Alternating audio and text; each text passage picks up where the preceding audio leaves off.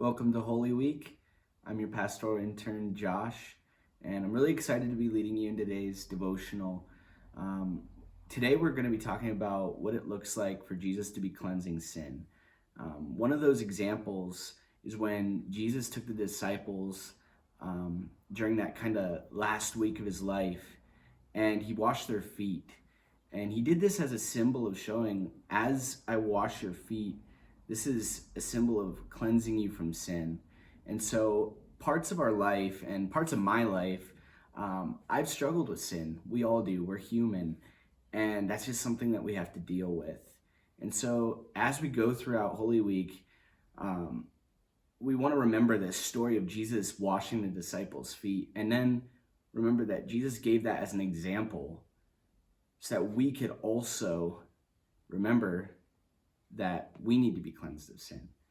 We still sin, and we need to remember that Jesus is the one that brings healing from brokenness. Jesus is the one that cleanses those areas of darkness in our life.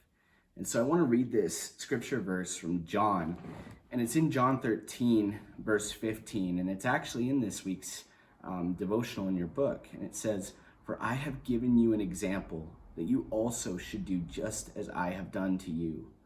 Truly, truly, I say to you, a servant is not greater than his master, nor is a messenger greater than the one who sent him. If you know these things, blessed are you if you do them." So remember that Jesus is constantly working in us and through us to bring healing, hope, and acceptance.